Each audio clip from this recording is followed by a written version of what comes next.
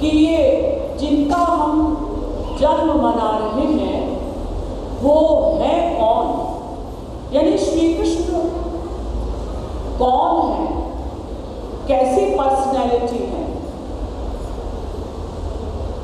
तो गोपाल तापनीयोपनिषद में कहा गया, एक प्रश्न हुआ, कह परमो देवः,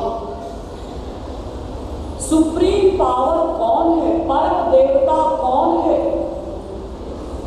तो उसी उपनिषद में यानी गोपाल तापनीयोपनिषद में ही उत्तर दिया गया, कृष्णो ह वै हरि परमो देवः, श्री कृष्ण ही परम देवता है, यानी सुप्रीम पावर है।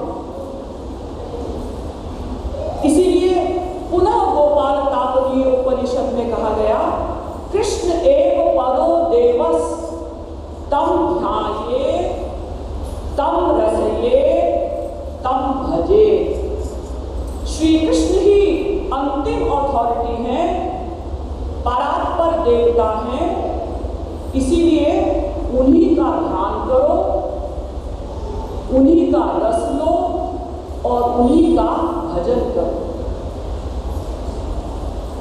श्वेताश्वतरोपनिषद में कहता है, तमीश्वराणाम परमं महेश्वरम तम देवतानां परमं च दैवतम पतिं पतीनां परमं परस्तात् विदाम देवं भुवनेश वीड्यम्। श्वेताश्वतरोपनिषद के 6वें अध्याय का 7वां मंत्र, तमीश्वराणाम परमं महेश्वरम, यानी जितने भी भगवान के स्वांश हैं, अवतार हैं, उनमें सर्वश्रेष्ठ हैं श्री कृष्ण।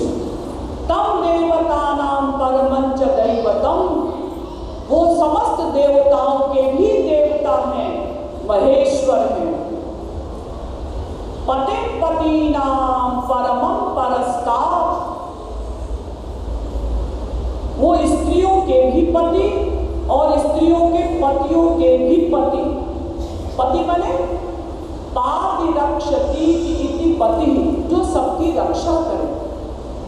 तो श्री कृष्ण ही सुप्रीम पावर है, यानी श्री कृष्ण ही अवतारी हैं, बाकी सब उनके अवतार हैं।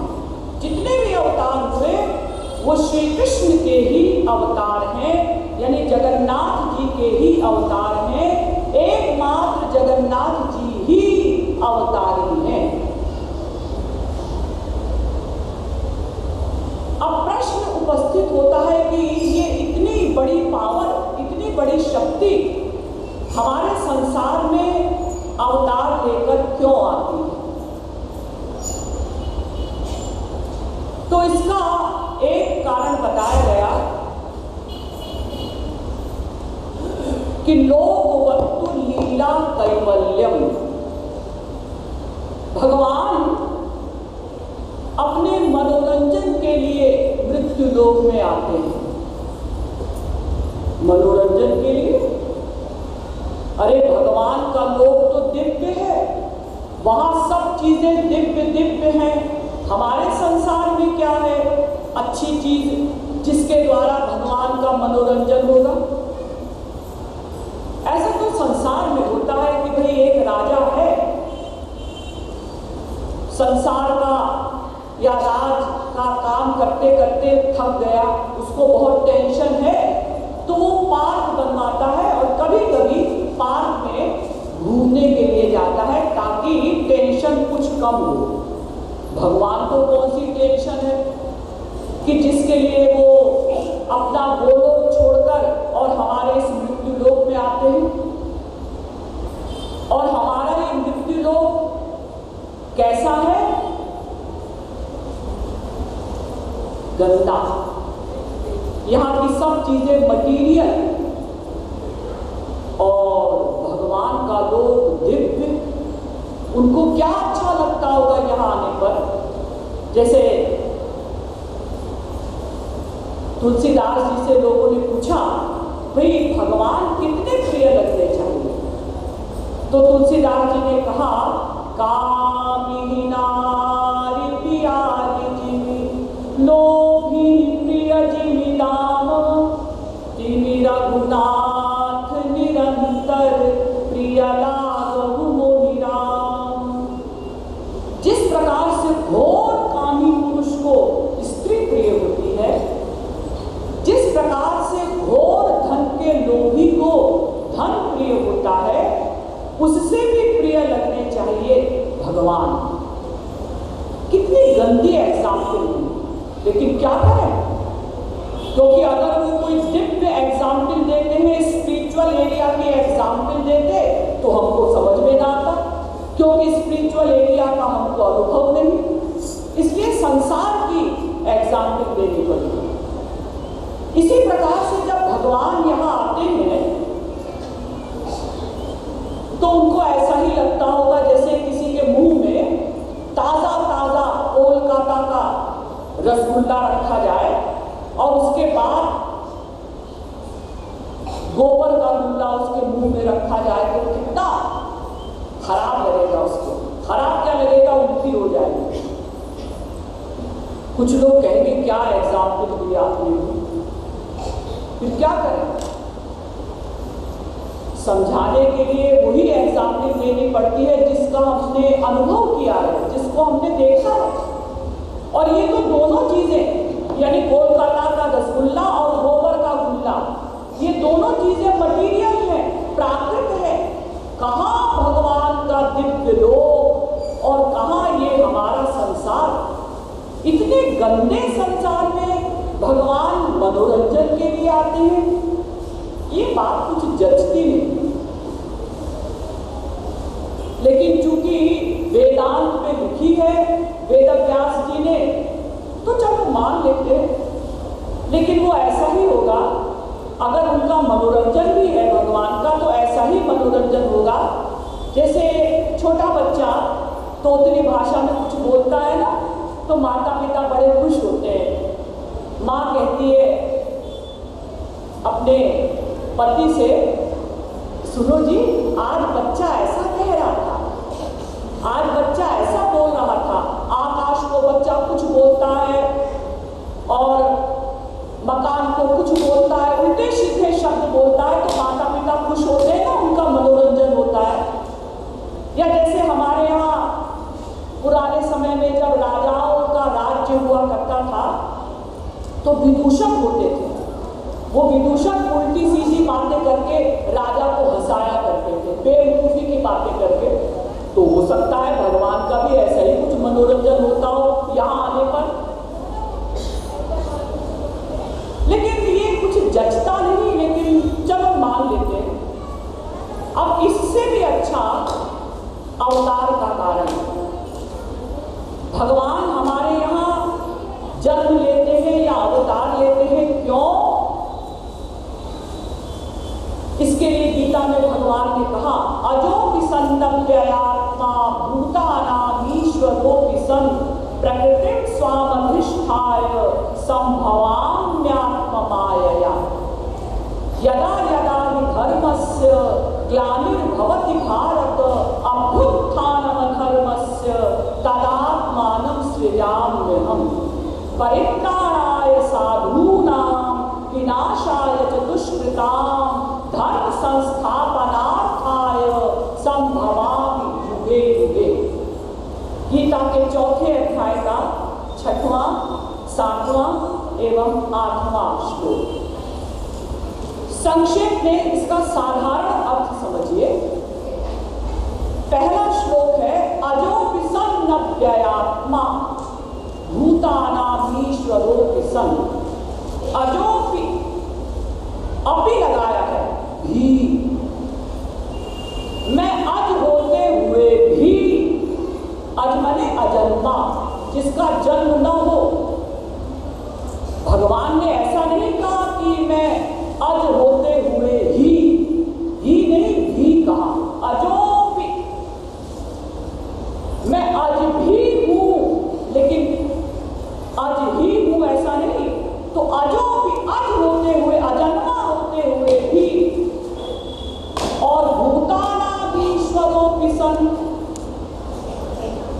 सबके हृदय में बैठे हुए भी और अव्ययात्मा, अव्यय होते हुए भी अपनी प्रकृति का सहारा लेकर मैं यहाँ संसार में आता हूँ।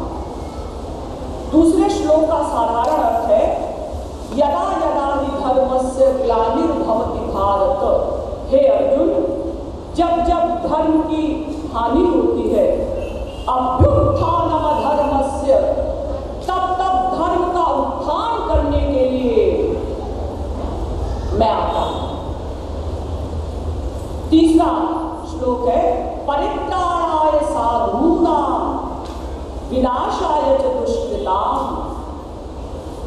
साधुओं की रक्षा के लिए और दैत्यों का, दुष्टों का संहार करने के लिए और धर्म संस्थापनार्थाय, धर्म के संस्थापन के लिए संभवामि युगे युगे, युग युग में मैं अवतार लेता हूं। यानी संक्षेप में, परित्राणाय साधूनां, साधुओं की रक्षा के लिए, विनाशाय च दुष्कृताम्, और दुष्टों का विनाश करने के लिए, और धर्म संस्थापनार्थाय, धर्म के संस्थापन के लिए मैं अवतार लेता हूं। तो पहली बात तो, जब दुष्टों का संहार हो जाएगा तो साधुओं की रक्षा तो अपने आप हो जाएगी, और जब साधुओं की रक्षा हो गई तो धर्म का संस्थापन भी अपने आप हो जाएगा। तो भगवान को कायदे से ये 3 श्लोक न बोलकर केवल इतना बोलना चाहिए था, विनाशाय च दुष्कृताम्, दुष्टों का नाश करने के लिए मैं अवतार लेता हूं। और कायदे से दुष्टों का नाश करने के लिए भी भगवान को अवतार लेने की आवश्यकता नहीं। क्यों? क्योंकि दुष्टों का नाश तो ये साधु संत भी कर सकते हैं। भगवान राम ने स्वयं अपनी श्री मुख से कहा था अपने छोटे भाई के लिए कि जगमहु सखा निशाचर जेते, लक्ष्मण नहीं निमिष महु देते। ये मेरा जो छोटा भाई है ना लक्ष्मण, हाँ, यही 1 सेकंड में समस्त राक्षसों को समाप्त कर सकते हैं। और भगवान ने अपने लिए भी कहा, अगर मान लो भाई भगवान स्वयं ही दुष्टों का संहार करना चाहे तो उसके लिए भी भगवान को अवतार लेने की आवश्यकता नहीं। क्यों? क्योंकि वाल्मीकि रामायण में भगवान राम ने सुग्रीव से कहा था कि सुग्रीव, पिशाचान दानवान यक्षान पृथिव्यां चैव राक्षसान् अंगुल्यग्रेण तान् हन्यामिच्छन् हरिगणेश्वरम्। पिशाचान दानवान यक्षान, जितने भी अनंत ब्रह्मांडों में पिशाच हैं, दानव हैं, यक्ष हैं और राक्षस हैं, अंगुल्यग्रेण तान् हन्याम्, मैं अपनी छोटी उंगली के नाखून को यदि यूं कर दूं तो समस्त राक्षस समाप्त हो जाए। और यूं करने की भी क्या आवश्यकता है?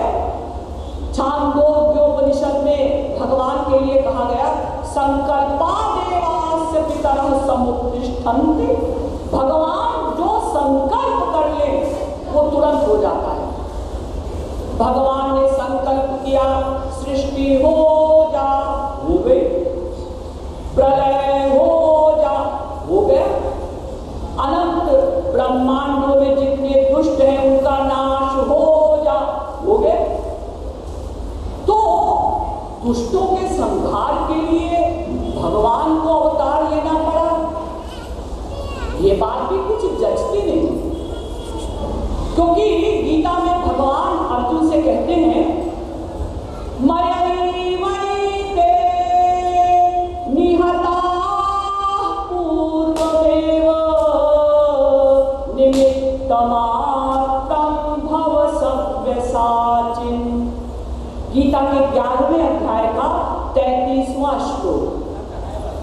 अर्जुन, ये जितने भी कौरव पक्ष के लोग सामने खड़े हैं ना, मयैवैते निहताः पूर्वमेव, मैं इन सबको पहले ही मार चुका हूं। मार चुके हो? ये तो सब सामने खड़े हैं। अरे नहीं, देख मेरा विराट स्वरूप। भगवान ने अपना विराट स्वरूप दिखाया और उसमें दिखाया कि जितने भी कौरव पक्ष के लोग थे, भगवान के पेट में, भगवान के दांतों में, दाढ़ों में चले हुए।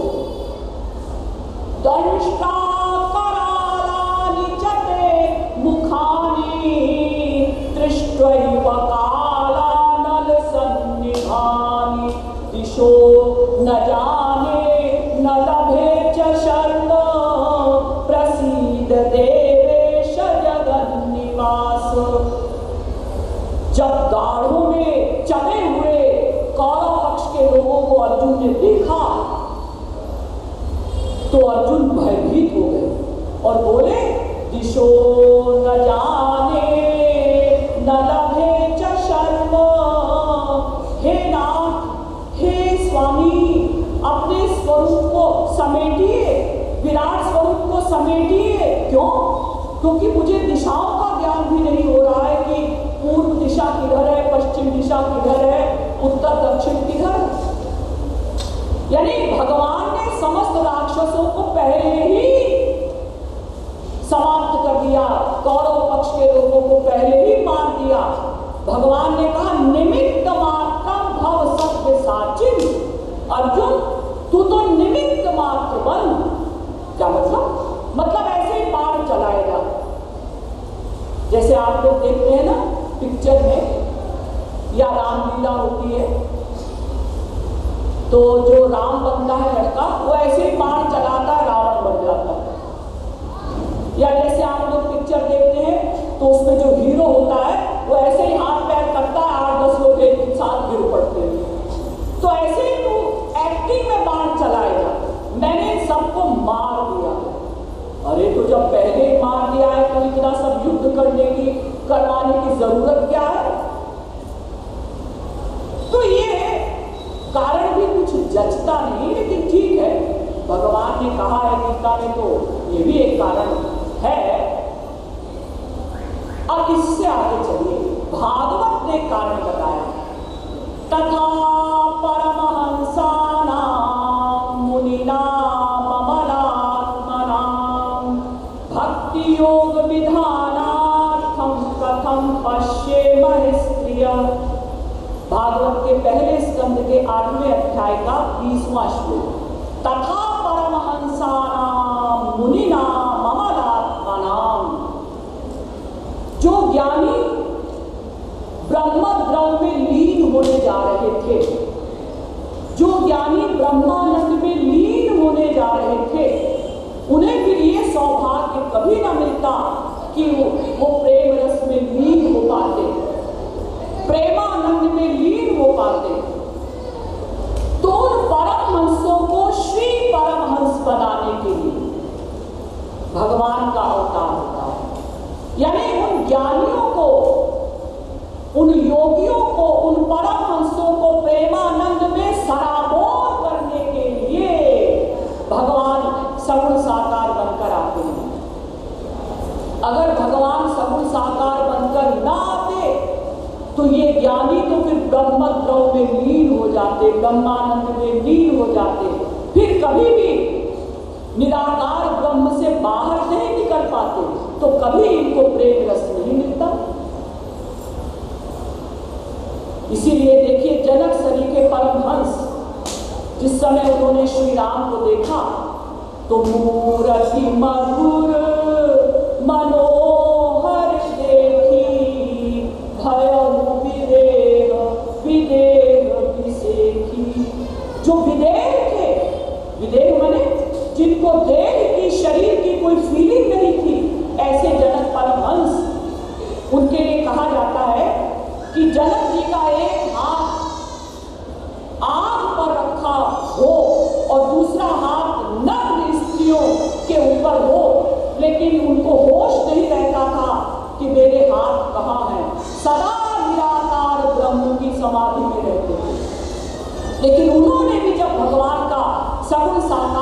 देखा तो भयं विदेह विदेह विसेखी, जिनका मन मर चुका था, अंतःकरण निवृत्त हो चुका था। ज्ञानियों का मन मर जाता है ना, तब निराकार ब्रह्म का दर्शन होता है।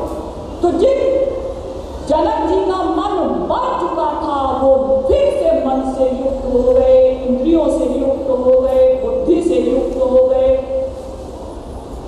और मन में सोचते हैं कि नहीं विलोकत अति अनुरागा, पर बस ब्रह्म सुख ही मन त्यागा।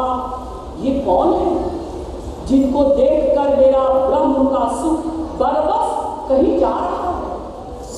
सहज विराग रूप मन मोरा, थकित होत चिनी चंद चकोरा।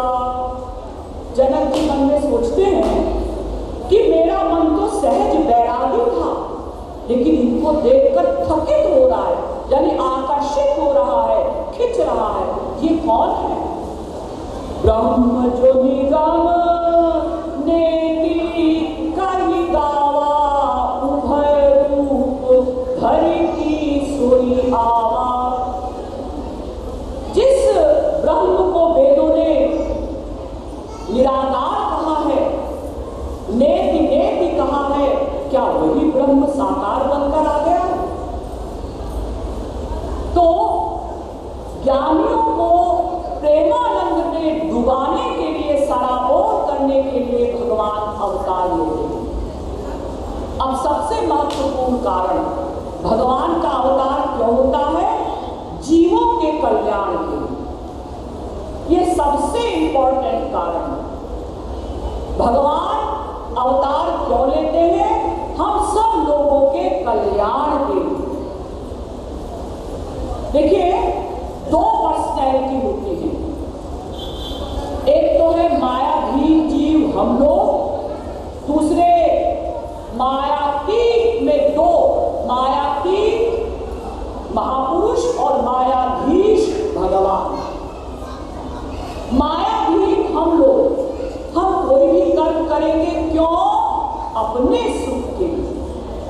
सुखाय कर्माणि करोति लोको न तैः सुखम वान्यदुपारमं वा। भागवत के 3 स्कंद के 5वें अध्याय का 2रा श्लोक। हम कुछ भी करेंगे अपने सुख के लिए करेंगे। क्यों?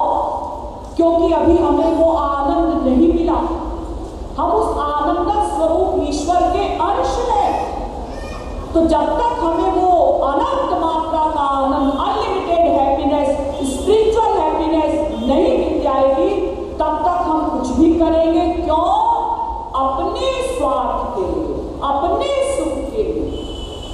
और जिन संतों को वो आनंद मिल चुका, या जिन भगवान को वो आनंद सदा से मिलाया है, अरे वो तो स्वयं ही आनंद स्वरूप है, उनको क्या आनंद मिलना? उनका तो नाम ही है आनंद। तो वो भगवान और संत कोई भी कर्म करेंगे क्यों? आत्म प्रयोजना भावे परानुग्रह एवं। हमारे शास्त्रों ने कहा कि उनका चूंकि अपना कोई प्रयोजन नहीं, एम नहीं, उद्देश्य नहीं, इसलिए वो कुछ भी करेंगे क्यों? परानुग्रह एवं ही, दूसरे के कल्याण के लिए ही करेंगे।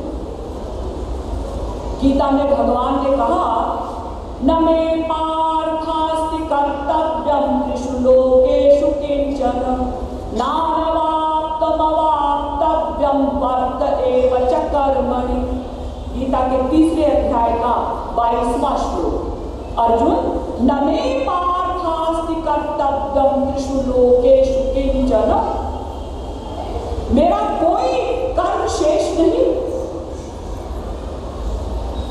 नानवाप्तमवाप्तव्यम वर्त एव च कर्मणि, फिर भी मैं कर्म करता हूं। क्यों? दूसरों के कल्याण के लिए, ताकि दूसरे मुझे देखकर कर्म करें। अगर मैं कर्म नहीं करूंगा तो वो भी अकर्मण्य बन जाएंगे, आलसी हो जाएंगे। यानी भगवान और क्यों? दूसरे के सुख के लिए, परोपकार के लिए, दूसरों के कल्याण के लिए, क्योंकि उनका कोई अपना एम शेष नहीं। गुणातीतः स्थितप्रज्ञो विष्णु भक्तश्च कथ्यते एकस्य कृतकृत्यत्वात् शास्त्रमसमान निवर्तते। वेदव्यास जी कहते हैं संत तो कृत्य हो गए। कृत्य माने कर चुके, कृत्य माने करना कर चुके, मतलब आनंद प्राप्ति कर चुके। वो कुछ भी करेंगे क्यों? परोपकार के लिए, जीव कल्याण के लिए। तो भगवान और संत कुछ भी करते हैं क्यों? हम लोगों के कल्याण के लिए।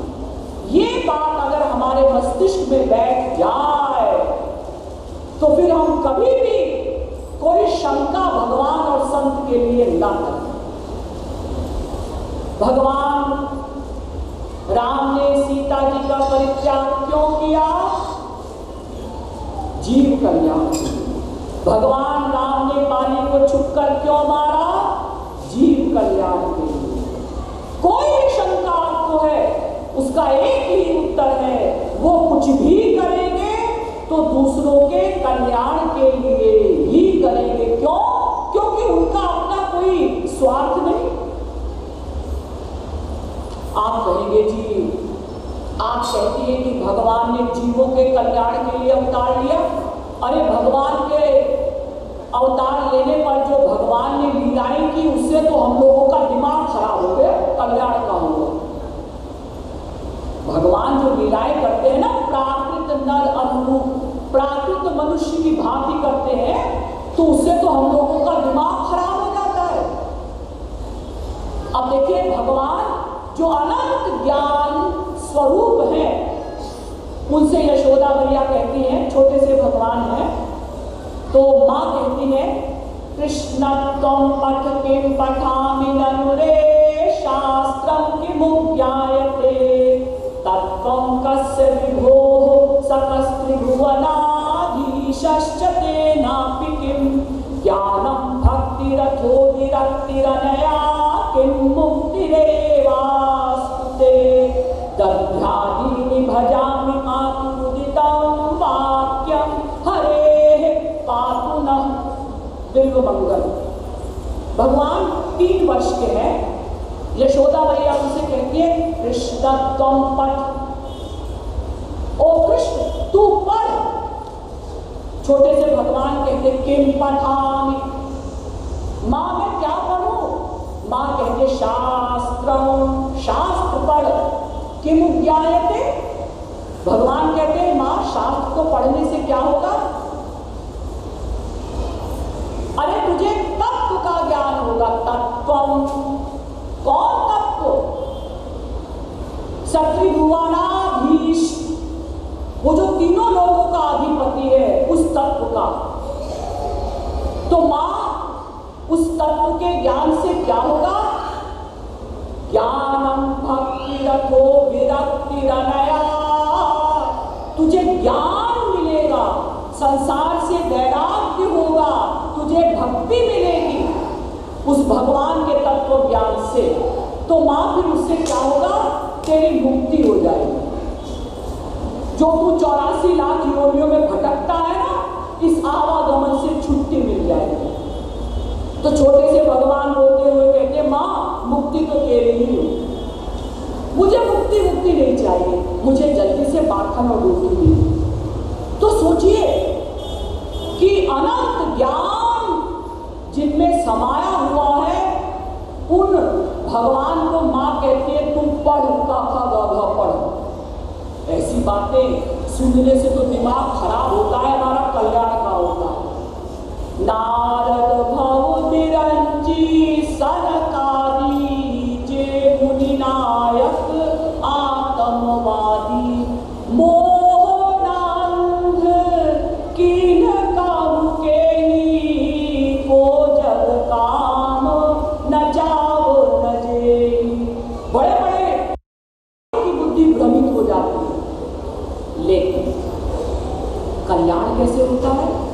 जब भगवान चले जाते हैं अवतार के बाद अपने लोक में वापस चले जाते हैं तो अपना नाम रूप लीला गुण सब छोड़ जाते हैं। याद लीजिए, भगवान जब अवतार लेते हैं तो अपना नाम रूप लीलाएं गुण धाम सब छोड़ जाते हैं।